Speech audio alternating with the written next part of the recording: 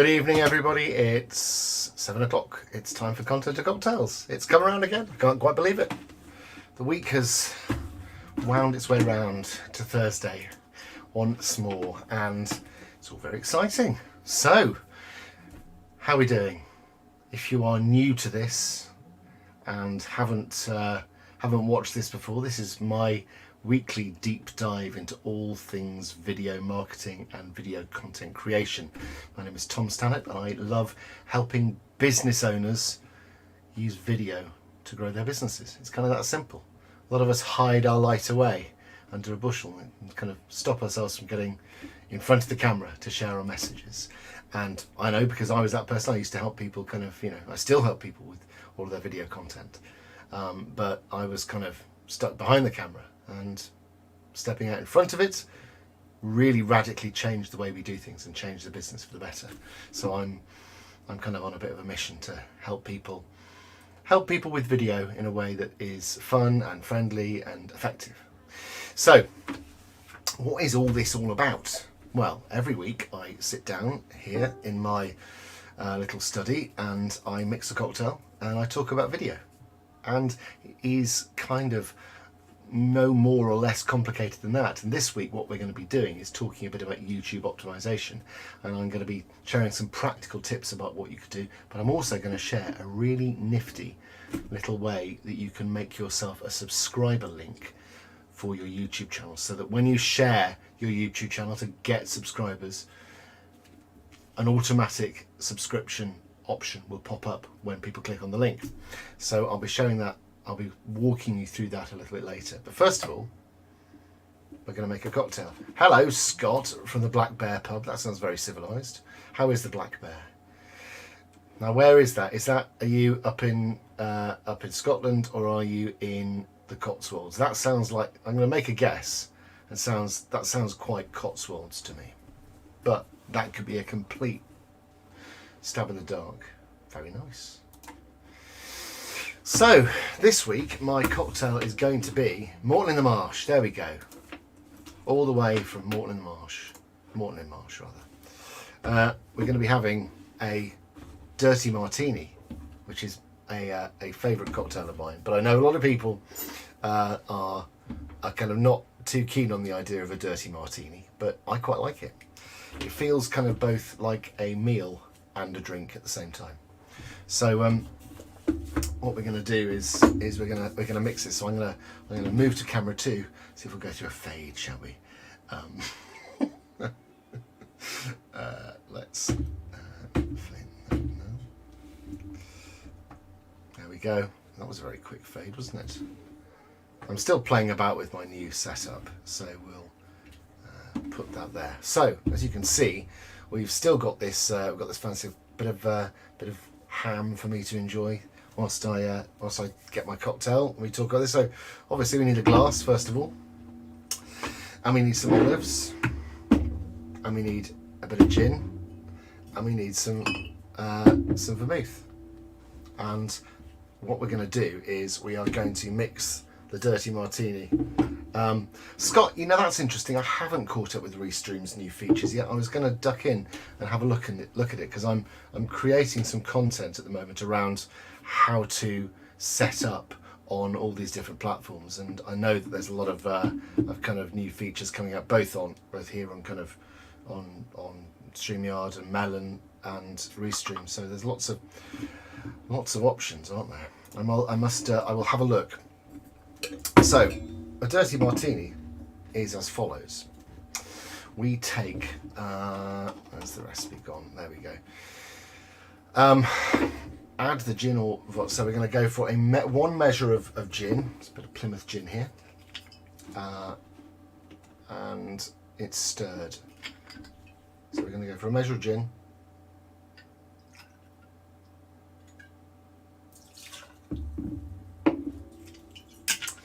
Then it's going to be half a measure of extra dry vermouth. So we'll flip the jigger over and put in half a measure of... Oh, I'd be a very bad barkeeper. In fact, I know I am, because I did some pub work in my youth and I was pretty terrible at it. Then I'm going to add a splash of half a measure of olive brine, which I guess is the bit that makes it dirty. So we'll keep those open. Put some ice in, and then with my long stirrer, give it a stir. So you'll notice, if you've been listening in the last few weeks, that I've been focusing quite heavily on YouTube. And this is because I'm massively focusing on it myself at the moment, because it's one of those. I don't know how it's overlooked, but by lots of business owners it's overlooked because I think it's seen as being complicated, a bit scary, a lot of effort. People don't really know how to extract value from it, and so it can feel like a bit of a, it's a bit of a shot in the dark as far as kind of content goes, as platforms go. But we know sort of that there's a lot of people there making a lot of hay on YouTube, and so here we are. Just before we get into this, this is the dirty martini. So cheers. Oh, that's good. I like that. That is a drink that I like. And it's, so Scott, you make a really interesting point. It says, you're right, it's not a huge business population at all. And it's crazy because it absolutely should be. Because you can and as you go on to say, it's like a search engine. There's a couple of reasons why we should be interested in this as a platform. One, because it can be a really good way to generate leads with the right content and optimized correctly so that the right people find it at the right time. The content that you put on there can be a really good introducer to your world. And the other thing is because for paid search, the YouTube is an incredibly valuable platform. It's still hugely underutilized as an advertising platform for business owners, and the targeting that you can do on YouTube is just incredible. So you can target people, you can serve ads to people who've been on specific websites, you can serve up adverts in front of specific videos, so you can do an awful lot that's really really incredible, and you can get your content out in front of people in a purposeful way, in a way that actually sort of drives business. But to back to your point, Scott, about good for how-to stuff, treat it like a search engine. That's absolutely right. You've got to think of the primary difference between the way we use a social media platform like Facebook and a social platform like YouTube. They are essentially, places where people can go and interact with each other, with content, and so on and so forth. But the way the content is kind of ordered, the difference between the two is quite significant. So on YouTube, it's much more like a library. You go into the library, you sort of have an idea of what you're looking for, and you can go and find it. You may come across stuff that you like the look of along the way, and the library or the librarians inside the library may well suggest things to you that you like. However, the likes of Instagram and Facebook are much more. They're stream based. They have a feed, and they sort of present things to you that they think you will like. Now YouTube does do that to a certain extent, but the search function is far more important in YouTube, and so as Scott says, it functions much more like a search engine. And the sort of often rolled out stat is that YouTube is the second largest engine on the planet, and I think that's very true. We have a lot of there's a lot of received wisdom about YouTube and who it's for and what it's good for and all that kind of thing. And so we're going to perhaps get into some of that this evening. what I am going to try this evening, so if you are watching this and fancy sharing this live to on Facebook, I would be very interested to see what that does for the viewing figures. Because I've been talking, as I've been getting far, over the last sort of year, getting deeper into my lives and kind of improving my live setup and so on and so forth. I'm obviously now looking to expand the reach of this. So if you're watching this and you are finding it useful, I would greatly appreciate a share of this live. And I'd be interested to see how that affects the reach of this. So if you feel so inclined, I would be hugely grateful and would have you, I would be eternally grateful. But back to Facebook, back to YouTube. So we have an interesting opportunity, I think, as business owners. If it is an underutilized platform, but one which has an awful lot of value. So last week, if you remember, we spent some time looking at how you can identify a niche, a productive niche on Facebook. And so we did a little bit of analysis of kind of keywords. So I was recommending looking at TubeBuddy and vidIQ as free plugins, and these free plugins allow you to do some keyword analysis and work out what volume of people are searching for that keyword, but also what the provision of content is on the platform. So just as a recap, if you don't know what I'm talking about, I'd suggest after this, go back and have a quick look at the live from last week, the content and cocktails from last week, because I talk about how you go through that analysis process. And if you go through that process and you identify some really really tasty niches where there in your field where there is not a provision, or where the content isn't being created, but there are people out there searching for it, that's a really strong indicator that there is an underserved niche as far as content goes. And so you can go and create some video content, and you can build your channel around that and be driving your ideal audience. Because what we have to remember is that when people use YouTube as a search engine, which is Google majority owned, let's not forget, so it ties into the whole Google ecosystem.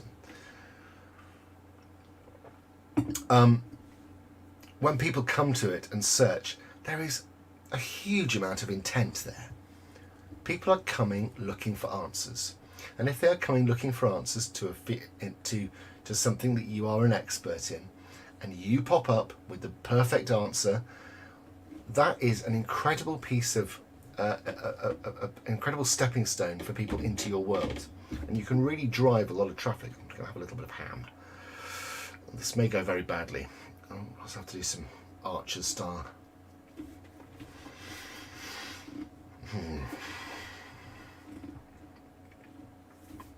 So have a think about what I'd really be interested in hearing actually is what are your big questions about YouTube?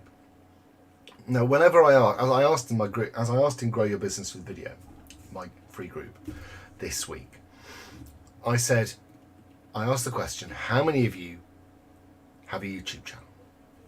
And of those of you who have a YouTube channel, do you feel you use it well? And almost nobody, with a couple of exceptions, Scott being one of them actually, nobody really kind of put their hand up and said, yes, I love it and I feel like I'm using it well. It's if I ask that question about Instagram, say, I think you'd get an awful lot of people, pretty much everybody put their hands up. Everybody would put their hands up and would say, yes, I'm using it and I feel like I'm using it relatively well. The entry level to kind of the sort of, I feel that the kind of barrier to entry on YouTube is not as high as the barrier to entry on Instagram, and I think the opportunity is much greater, which is why, sorry, I'm going to speak with my mouth full, which is very uncouth. which is why I think it's something that as business owners we need to be taking a really long, hard look at. Because if somebody said to you, there's a source of plentiful, appropriate business traffic where people are going to come to your content with need, you'd bite somebody's hand off for it. But it's there and it's free.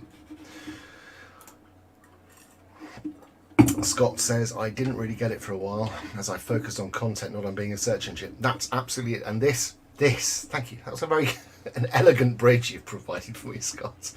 This is absolutely at the heart of it. We think it's all about the video. And yes, it's a video sharing platform. So it is at its heart about video. But ultimately it is a search engine. It helps people who are looking for a solution, often, to an issue. I'm not talking about the entertainment side of things. I'm talking about the when people come to YouTube looking for answers for things. When they come to that search engine, the YouTube search option, and put in a search term, they're looking for solutions. And if you can optimize your content, if you can make your content pop up and serve that person's questions and needs, then you're onto a really good thing. Is that all making sense so far?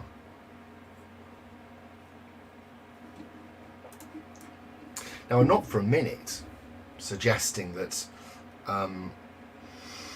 that this is a quick or easy process. It's not, but I passionately believe that this is I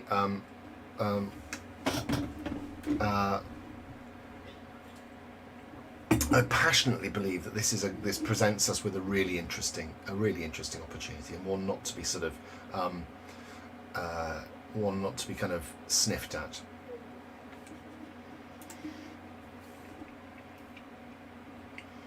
Yeah, I know what you mean. Look, you only need to look what's happened with kind of YouTube and the rise of sort of this kind of anti-science content, things like the flat Earth theories. YouTube has been really instrumental in the spreading of complete nonsense, particularly, and it has been particularly around COVID. It's kind of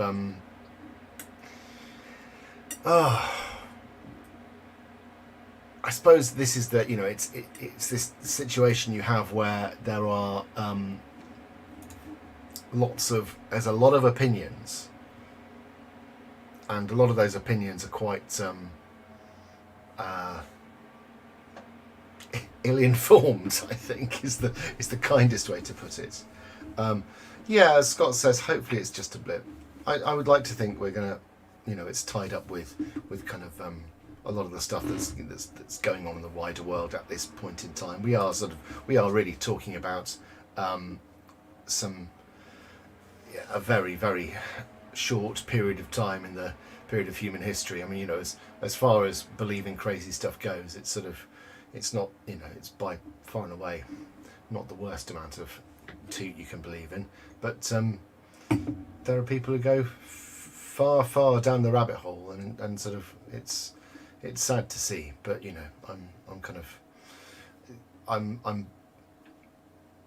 I think part of the problem is that it's very difficult to discern. It's sometimes very difficult to discern good information from bad, when the bad information is being dressed up like good information, and sort of the visual language of communicating becomes sort of, things can be made to seem like good science quite easily, but using sort of tried and tested video techniques, and before you know it, you're watching something and finding yourself thinking, that can't be right. But for us as kind of business owners, obviously, we're not looking to spread disinformation. We're looking to spread good information that's going to help people. And whilst Scott, you do raise a good point about the too many guru types. I think people, if your search optimization is right, the people who you will be helping, and the people who you will be sort of serving properly, will find their way to you. If you're, it's kind of inevitably it's down to how you optimized. Yeah, that's a really good example. I watched a video on neuroscience the other day, and quite quickly I thought, this isn't right. He had a sociology degree and no experience or training in neuroscience. Yeah, this is it. There's a whole heap of gold-plated BS and it's, you know, a great example of this is the sort of the viral, you know, sort of stuff, as in people talking about viruses. You know, you kind of find yourself watching stuff and thinking, if you were already open to some kind of unhelpful alternative opinions, you would lap this stuff up, because it answers, it seems to say all the things that kind of people want to hear. So yeah, I think we have to approach our content creation with a certain amount of we'll get to that in a second, Scott. I can see the words same as Brexit. Indeed, we've all had our fill of experts, haven't we? Or at least that's what Michael Gove said. That's it. You know, I wouldn't. I've had so many baffling conversations with people. You know, my training is, you know, I did my masters in my BA and my masters in history of art, so I would never presume to talk about sort of viral research or viral sciences, but you can kind of you can see how somebody who doesn't have that sort of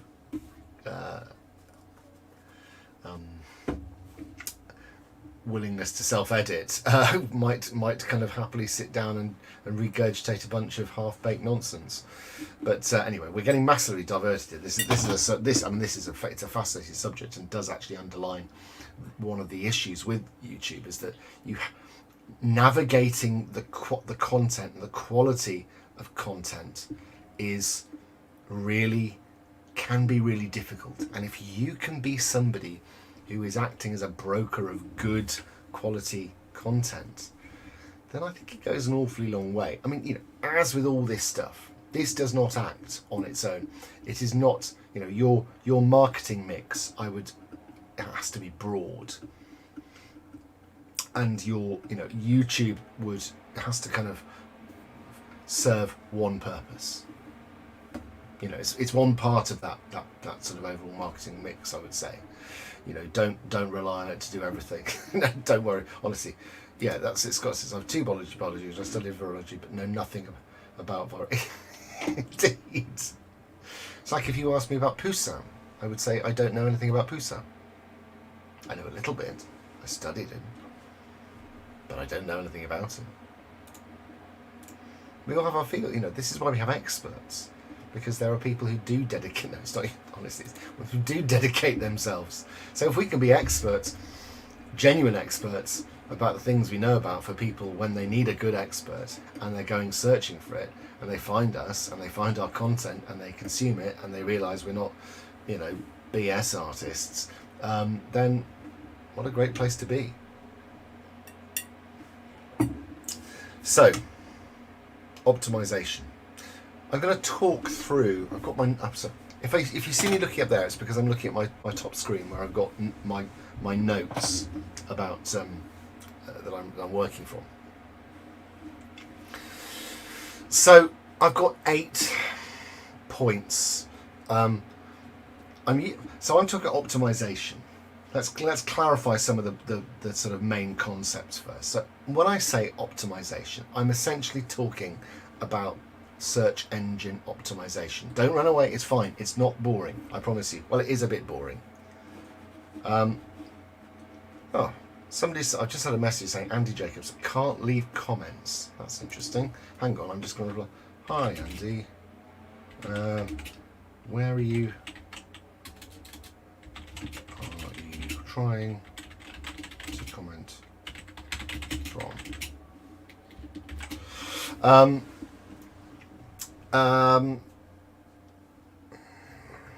What was I thinking?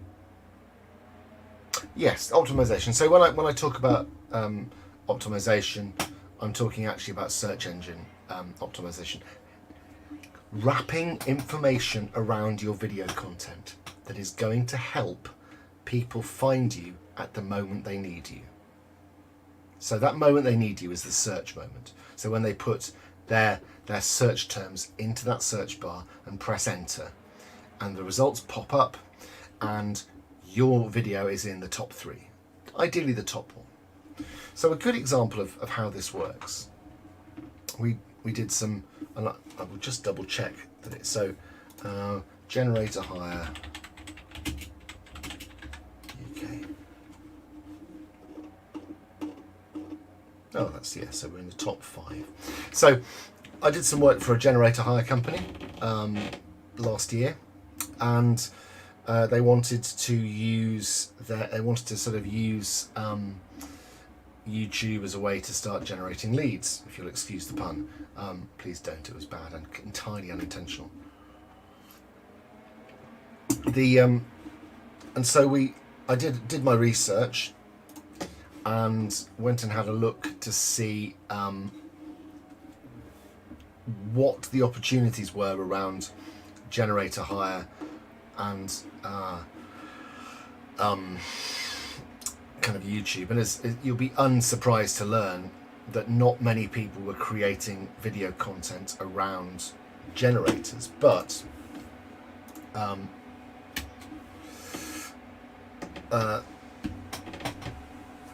it was one of those areas where the volume of search was decent enough for such a kind of a niche search term, but also the competition was very low, so there was almost no content. So I knew it was something that we could rank for very easily. Now, if somebody is putting the phrase generator hire UK into a search bar, you have got a very, very strong indicator that those people are looking to hire a generator in the UK. So we create a bit of content. We create some content that serves the need of those people. And lo and behold, when you put content out there and when people are searching for it, and when Woodlands generators came up, they were getting leads from it. They were getting people calling them off the back of the video. So it was just FAQ stuff. It wasn't anything fancy. It was just some FAQs with a bit of nice footage over the top.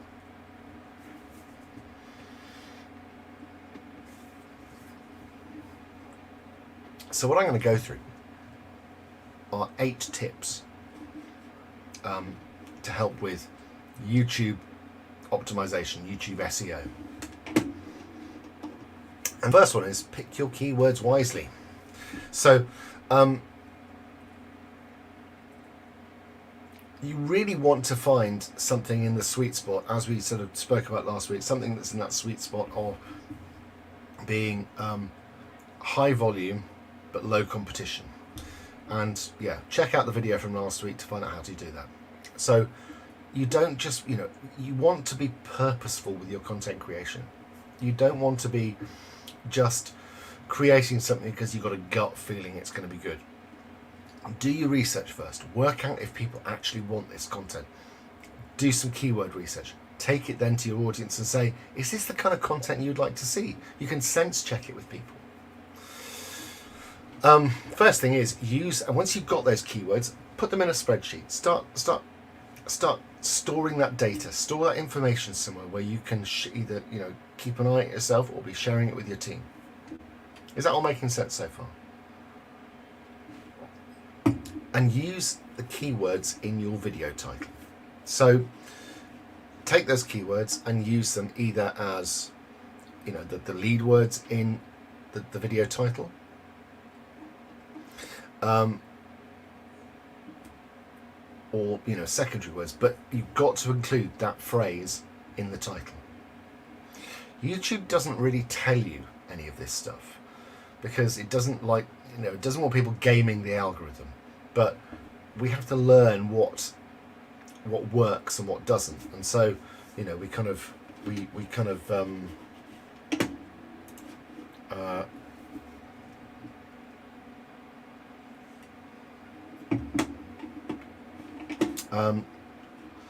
Yeah, Scott asked the question, is it effective if you go back and change titles? 100%, yes, absolutely. But I'd suggest you do it for the whole kind of shebang. You know, so once we've been through the list, you'll see there's a few things to do.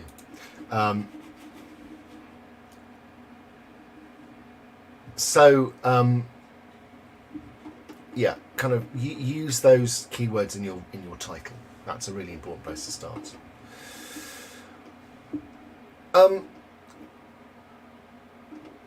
Another thing, this is an interesting one. So, when you generate your video file, you know that the file that you upload to YouTube, put the key. So make sure you don't just have that video source file as something like untitled one. Have that source file with the title you want for the video. Use the keywords in that video.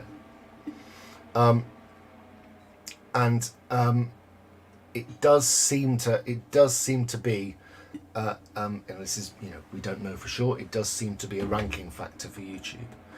So when you're uploading a new video, you can see the file name. YouTube will be using that to make sure the video is relevant, and will actually be kind of, you know, and this is something you can't do after the fact. You have to do this as you upload. So remember to change the name of your video file as you upload it.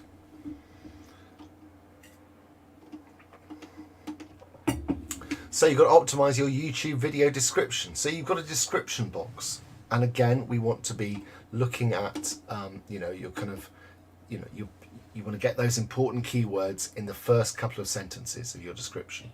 So I will just repeat the kind of the top, the title at the top of my description box.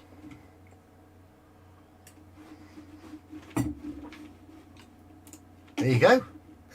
It's worth tuning in.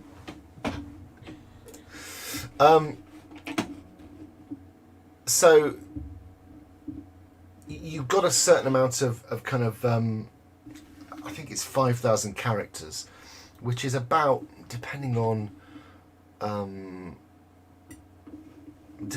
sort of the kind of its average is about, I think it's about 200 or 300 words it comes out at. So you really want to try and use all of that allocation. Now, you know, putting a full 5,000 character description in every single video can take time, but it will make a difference. So use natural language as well. Don't just use a stream of keywords. So include an overview of your video using natural language, not just a stream of keywords. That's really important. Put the most important keywords at the beginning of your description, and pick one or two main words that describe your video and feature them prominently both in your description and your title. So you want to have that sort of that mirroring between the two. Where are these?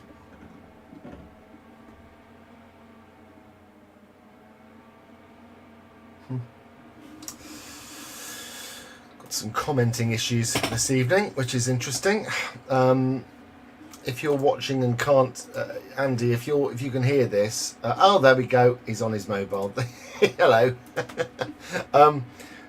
So you can use keyword planning tools. Google Ads Keywords Planner is great. We're not going to go into that in any detail. There's plenty of places where you can learn about that. Don't use irrelevant, spammy keywords. Don't be tempted to do anything like that, because it can really screw things up. So, just because something is popular, don't go using that kind of stuff, because, for a couple of reasons. One, it's just, it's spammy. And two, you'll end up attracting the wrong kind of people. You may find the video gets more views, but if those views are not for your target audience, then what good are they? Use video hashtags to drive YouTube search results. So, you can use hashtags in the description, and those are useful. So this is something that I've not really kind of got my head around fully, because I've started playing about with it, but as I say, I'm sort of back on the journey with my YouTube channel. I would like to. My goal is to get to 10,000 subscribers by the end of the year.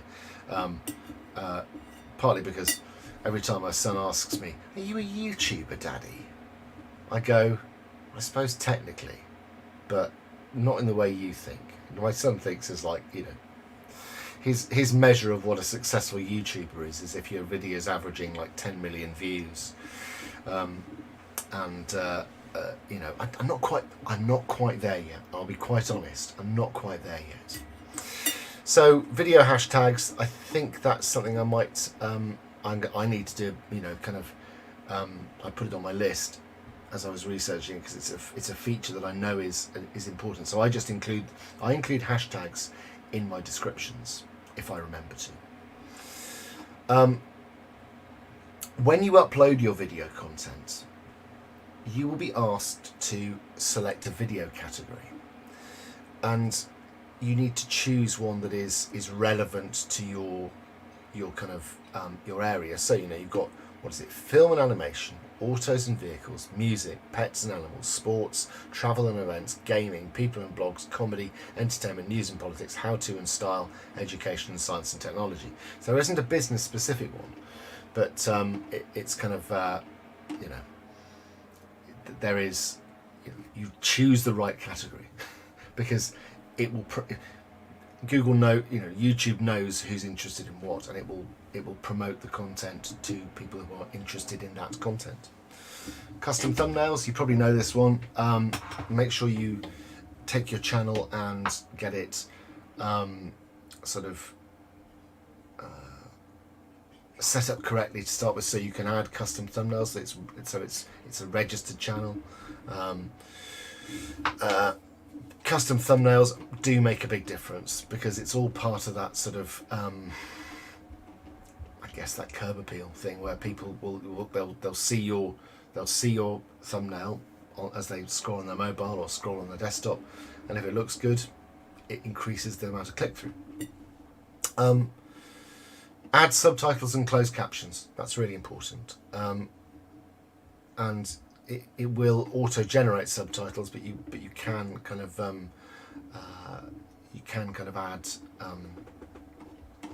add your own subtitle file.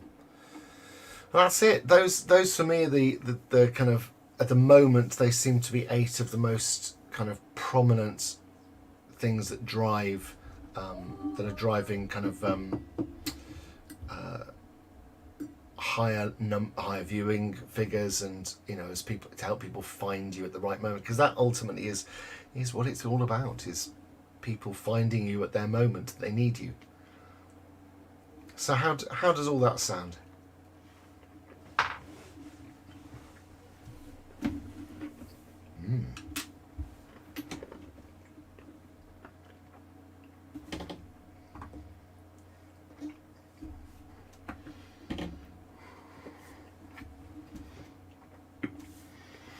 So, next week, Content and Cocktails is coming to you from LA, Los Angeles, Hollywood. I will be flying out, assuming that you know, nothing happens, like I get COVID. I will be flying out on Tuesday. Now, I will be 8 hours behind. So there might be some logistical issues. So it will be on Thursday, but it will be Thursday 7 p.m. my time. So not very useful for, you know, for kind of for perhaps everybody here, but I will be doing it, and I will be. I know it's, you know, it's going to be a real burden doing it out there, but we will find a way to make it work. The cocktail, Andy, is the Dirty Martini. Let's see whether we have. Yes, Twitch. There's a viewer on Twitch. Hello, Twitch viewers. Who is out there? Who is watching on Twitch? Say hello. We've only had people on Twitch say hello once.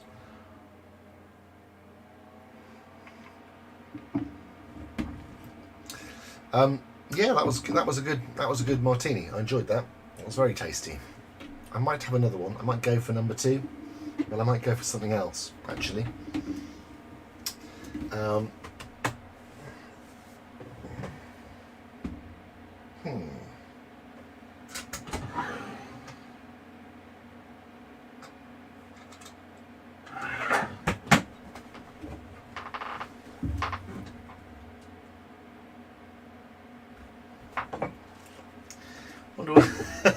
Scott says, "Oh, here we go." Don't know what to have.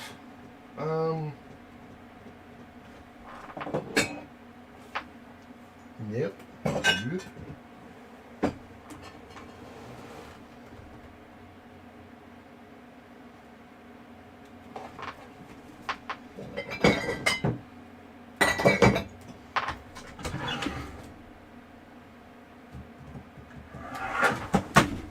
I'll be with you again in a second.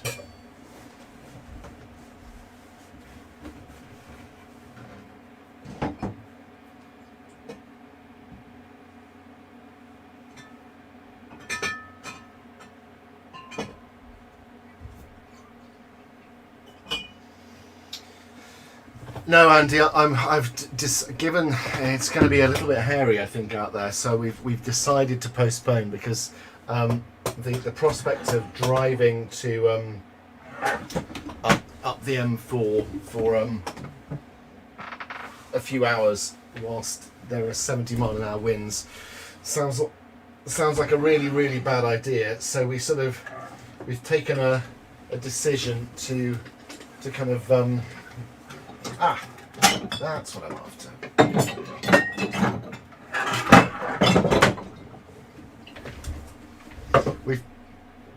We've taken the decision not to do that because it would be probably a sort of quite a significant misstep to do that. So I think it's sort of time to we here in Plymouth we're being predicted gusts of up to 100 miles an hour, which is just crazy. So the kids are both off school tomorrow because the schools are closing, and it just made the whole thing. It felt increasingly less and less sensible to be out there doing something like that. So you kind of there's no point. Hunker down and get the shaker out. Yeah. There comes a point where you think, actually, you know what? As much as getting out there and doing the job is always great fun. There is when there is actual physical risk involved. You don't necessarily think that's the smartest way to go. I didn't put the gin in, did I? I didn't put the gin in. So I'm just making a Martinez now, or a sweet martini, to go with the savoury delights of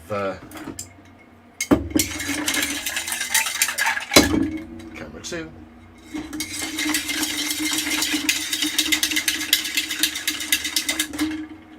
Camera 1.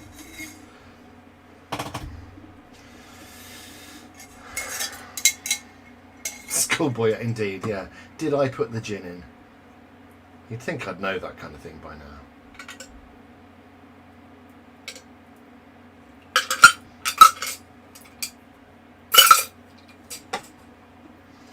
And I get a cherry this time round.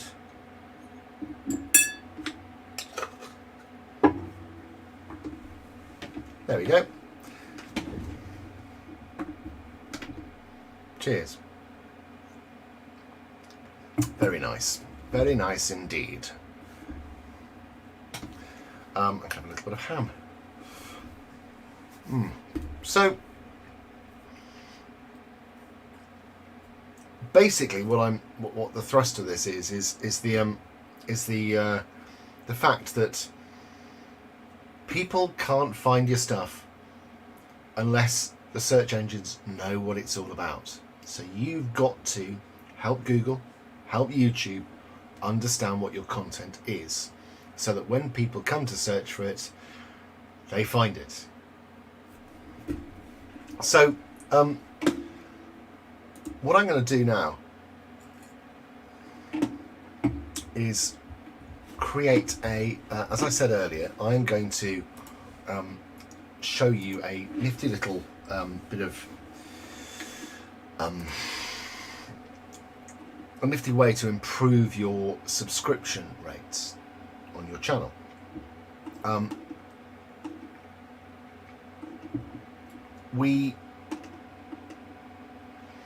on, I've just got to find the document that I'm after. Where is it? Can't find the damn thing.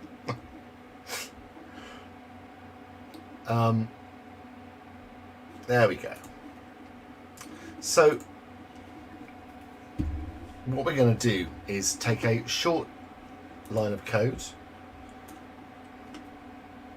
and I'm going to just put that there. I'm just going to get. I will show you this all in a second.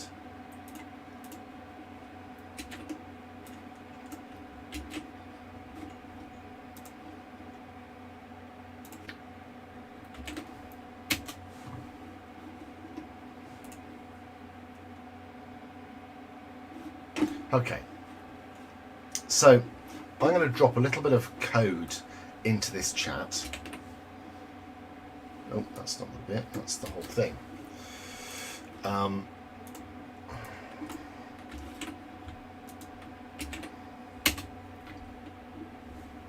So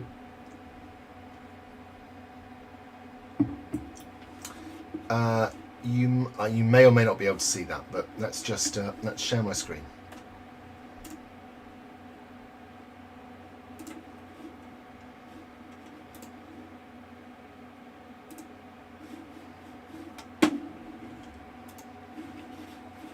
So when we have a YouTube channel, one of the things that's really important is subscribers, because those are people who've made an active decision to be part of your world and who want to hear more from you. So subscribers are a really important way to determine how successful your activities are. Way more so actually than views, I think. Well, you'll see I've got a rather paltry amount of subscribers, so I've got 171, but it's not entirely surprising because I entirely neglect my YouTube channel, and I'm gonna so I put it out there, 10,000 by the end of the year, but part of that's going to be with some paid advertising, which I think is possibly the way you have to go now to a certain extent, but if the results warrant it, it's money well spent. So what we're going to do, we're going to generate a subscriber link. So here we are on my channel, and when you add a subscriber link to your channel address, to your channel URL, when you share it, this will come up. You will get a little overlay that says confirm channel subscription. Are you sure you want to subscribe to Video Skills Made Easy? So what this allows you to do is it allows you to share. Oh, hello. Just realised I'm not actually sharing the screen. Flipping heck. God.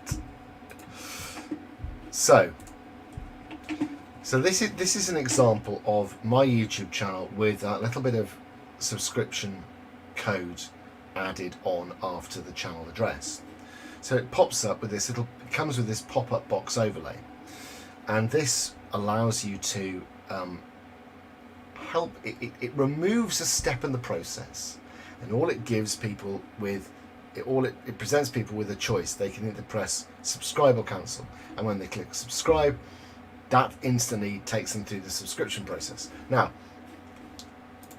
if you just come to somebody's channel as is, so let's go back to, let's go back to this, cancel. So if I come to the channel, yes, there's a subscribe box there, but you know, you have to go through a process. But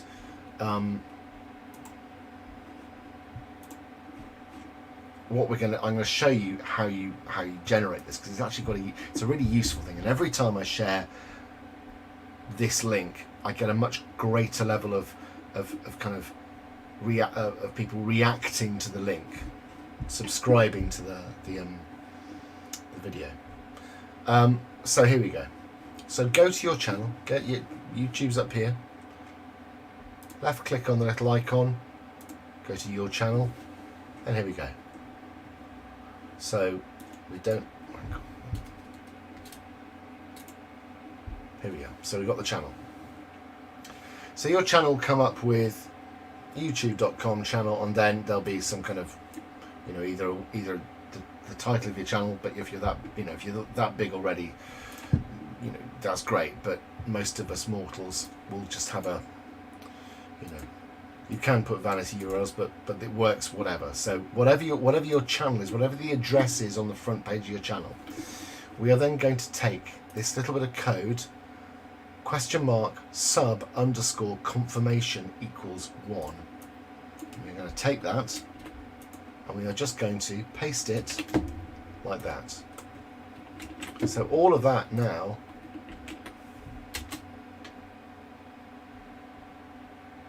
does that.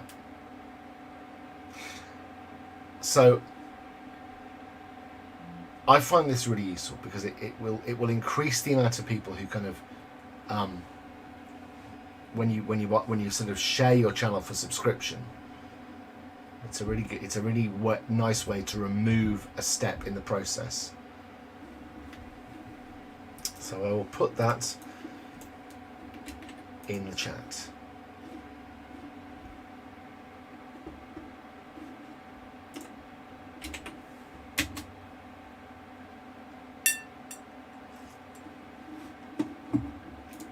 There we go. So that's a little bit of code. Handy, isn't it? It's quite good. So, any questions? We're sort of winding our way to the top of to 8 o'clock.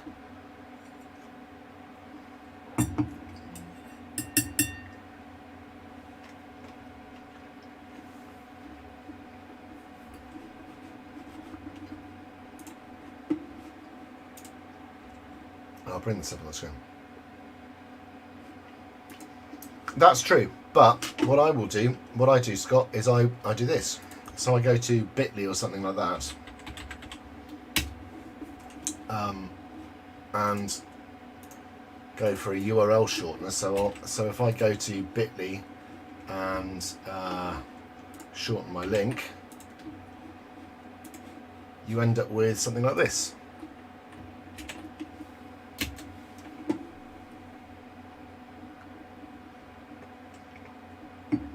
Which is a lot shorter, and you can use, you can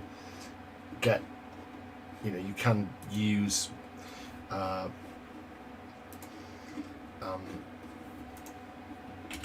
what's the word I'm looking for here? You can use, those services like bit.ly do have kind of, you can do. Oh man, what's the word I'm looking for? Personalized URLs. That'll do. Whatever word I'm groping ineffectually for. Personalized URLs, so that you can kind of individualize or fit that URL to your brand.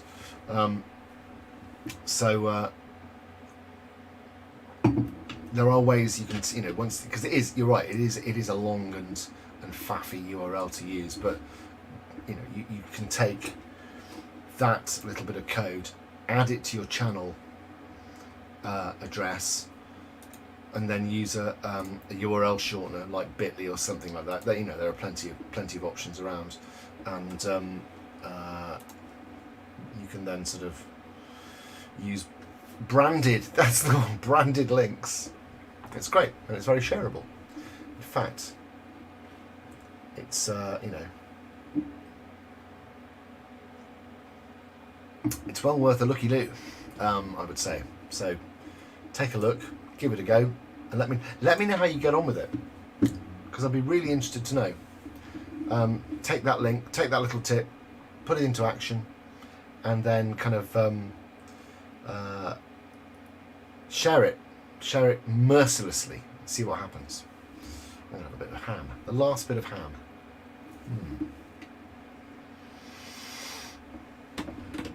Hit me with your questions. I want to do some Q&As.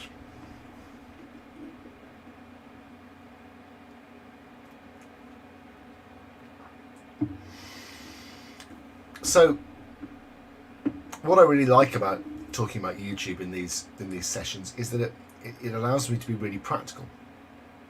I can share some actionable tips, and I think it's got me thinking about. So I'm going to be relaunching my membership probably in May or June this year, because the calendar is starting to stack up in a crazy way, and we're going to launch it with a sort of. So I've been looking at ways you can ways people launch things, and kind of I'm part of this mastermind, and one of the things I want to do is do a kind of I don't know what to call it yet, but I'm calling it a festival of implementation in my head, which is a pretty terrible name, but I'll come up with something better. But basically, I want to get a whole bunch of people with short, actionable things that they can teach, and that over the course of a couple of days, we can teach things and get people doing stuff like this, just like what we've done now. Something that it is bad, isn't it? Festival of implementation. I never said it was good, Scott. It is bad, but that's why it's a work in progress. But the idea is that it'll be a couple of days, sort of early, late spring, early summer, where we have an online kind of couple of days where we just get stuff done, and actually it's people sharing quick tips like the short thing we've just done, and it is all about the Glastonbury of live streaming. You know what? I've only been to a couple of festivals, and I enjoyed it. I've been to the same festival a couple of times. I went to the Green Man. The first time I went, it was great. It was there were only about 10,000 people there, and the toilets were clean, and the queues for a drink were not bad, and the music was good, and I really enjoyed the whole process. We went a few years later to it, and the numbers had trebled, and it felt like being in a, I don't know, it was muddy, it rained. The thought of Glastonbury is just, for me, give me Glyndebourne. The Glyndebourne of streaming. Now that's what I'm interested in. Probably not what you're after, Scott, but or the Garth, even better, the Garsington of streaming. If you want to make Glyndebourne look a bit plebby, go to Garsington. Take care, Andy. I won't. Yeah, I'm being a bit. Yeah, it was crazy. So I will tell stories. Yeah, this is it. I imagine it was bloody brilliant in the 80s. 2015. No thanks. No thanks. It really holds zero appeal. But I kind of my music tastes have. I was accused by my best friend, one of my best friends, James, who gave Una and I our kind of best man speech, he accused me that of my musical interests finishing with the death of Telemann, which, whilst a little bit mean, was not entirely inaccurate. However, my musical tastes are wider than that. And you said Hawkwind, 25,000 people. Now, the first half of that sentence I quite like. Hawkwind, exclamation mark. I'm down for that. 25,000 people, not so much. I find it. I remember going to the Notting Hill Festival with Una when she was living in London, when we were first going out, and it was like I was having a nervous breakdown. There were a million people on the street. It was something like that. It was crazy. It just felt so unbelievably overwhelming. It was crazy, and I didn't know what to. Just nuts. It was really, really difficult, and I found myself. I felt like it was one of the most difficult experiences. I like people, but I don't like that many people together in the same place. That was definitely too many people. They were very close, very close to me, and whilst everyone was having fun, I was not. So, the food was good, music was great, it was absolutely brilliant, and the atmosphere was amazing. But just the press of people was totally overwhelming. But yeah, Hawkwind at Glastonbury in the '80s. That sounds like a peak Glastonbury moment, doesn't it? That really does.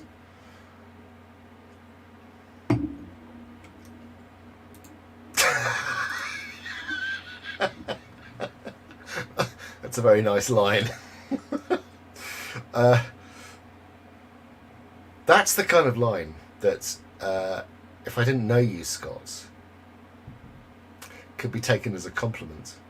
Look, we've had a comment from.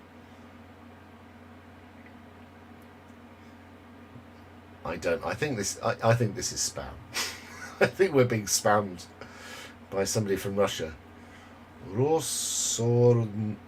God, my Cyrillic is. I can't transliterate Cyrillic. Ugh, how embarrassing.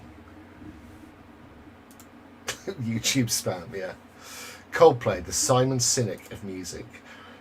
For somebody else, Scott, that would be a huge compliment, but for you, I think I don't think it is it? I don't like Coldplay at all. It's like it for me. It's always been like audio wallpaper. It's kind of the kind of thing where you listen to it and think, oh, you kind of snap out of whatever sort of fugue state you've been put into by the music. And I'm sorry, Coldplay fans, if Chris Martin's listening, if he's tuning in for another Content and Cocktails, I'm sorry, Chris, it's just not my cup of tea. It's so profoundly anchored to a moment in time for me that there's too much going on.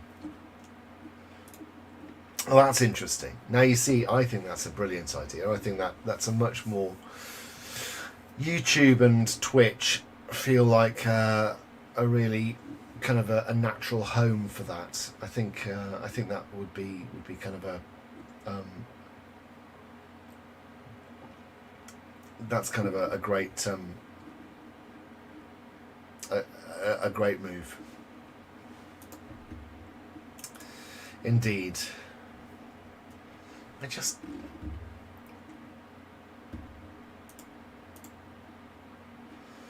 Yeah. Oh yes. Yeah. Now that's a really good point, isn't it? So I think that's a particularly interesting kind of development, because that's relatively recent, isn't it? That's like in the last couple of months. I think they've got some their music licenses have kind of changed.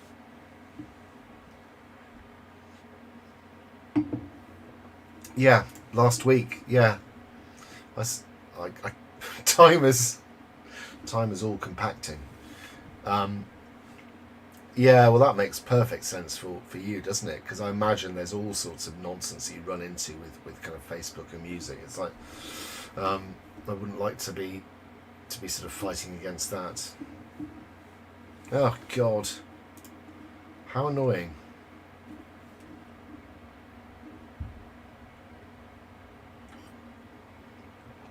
Don't worry, I understand. I understand.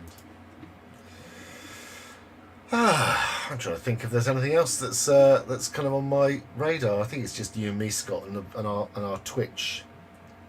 Oh.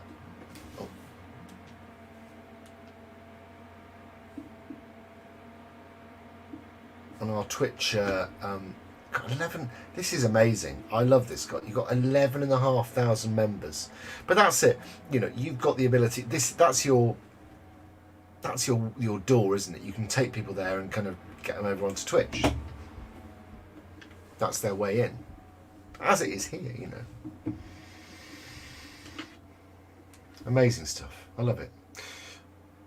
8,000 active every week. That's fantastic. I'm really kind of really pleased because it is kind of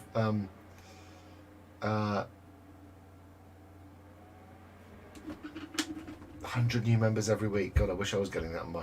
Oh, now I've completely forgotten about this. We still have our competition running, and I'm going to keep running this thing until it gets some traction in the group, because at the moment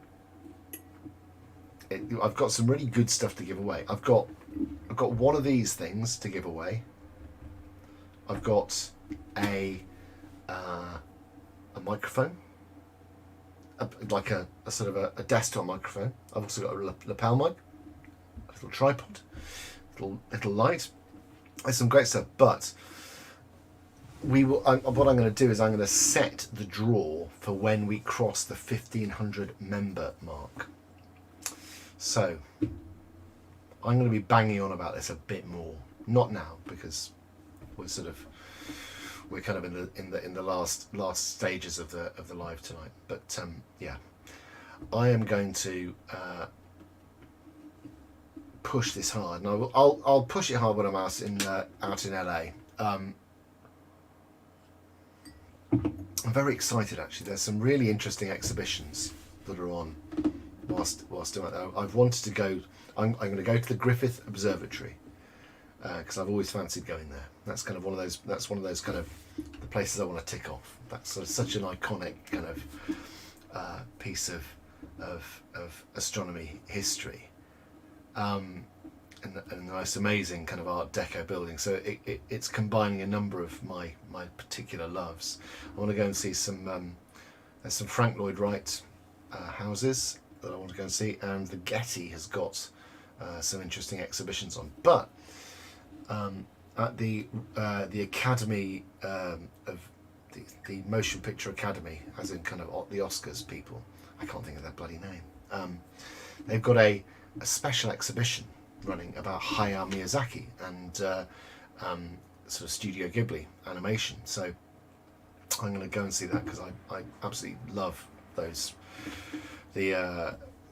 Studio Ghibli's films, things like sort of Spirited Away and Princess Mononoke, and you know I've passed, you know, both Una and I have passed our love of these movies on to our daughter Astrid, who is, and indeed Oren. They both are kind of absolutely mad for them, and you know it's kind of if you I'm really it's an exhibition all about his kind of yeah.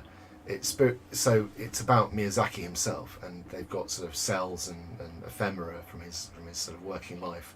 So I'm really looking forward to going and seeing that. It looks like a fantastic exhibition. I suspect I'll be the only person from the group going there because nobody's a sort of high-end Japanese animation nerd quite like me. But very much looking forward to that. Yeah, so hopefully I'm going to pick up some top quality swag for the kids because they'll want that kind of stuff. Yeah, you know what? So that's interesting. Yeah, Spirited Away is just one of those perfect films. Actually, it's kind of, and Princess Mononoke in particular is possibly my favourite, and I think the sort of the the kind of the environmental message through it is incredible, and God, Akira. Jeez, I haven't seen Akira for years, but I absolutely love it. And it is, um, a, again, a masterpiece. There are these kind of things that I think are seen as far more cult than they should be. I mean, Akira is pretty. It can be. It's a bit on the impenetrable side. Um, uh, and I'm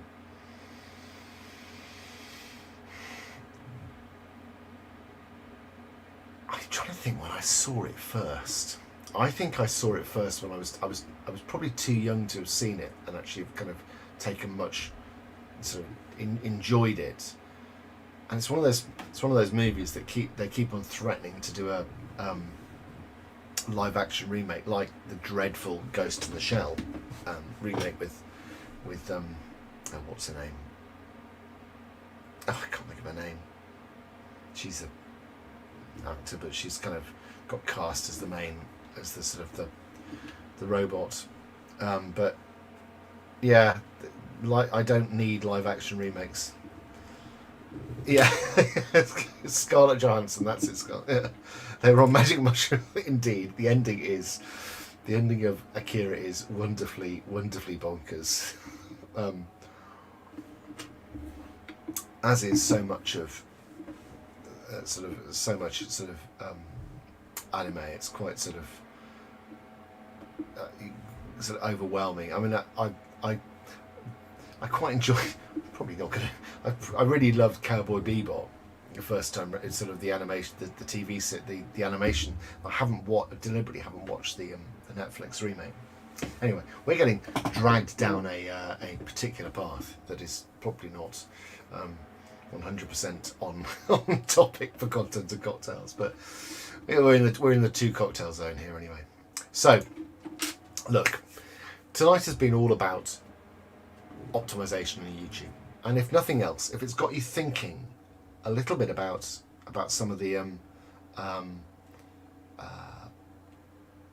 kind of the realities and practicalities of how to make sure your content on YouTube reaches the right audience, then I feel like I've done my job. But also, give that subscription link trick and tip a go, because I promise you, it will make a real difference.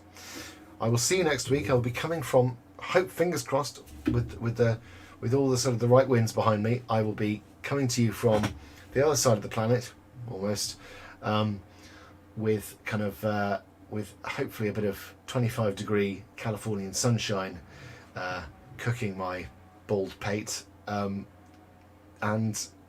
sharing maybe, I don't know, what's an appropriate Californian cocktail. Let me know in the comments. I don't know what they drink over there. Yes, good Scott. Our time zones will be completely out of whack.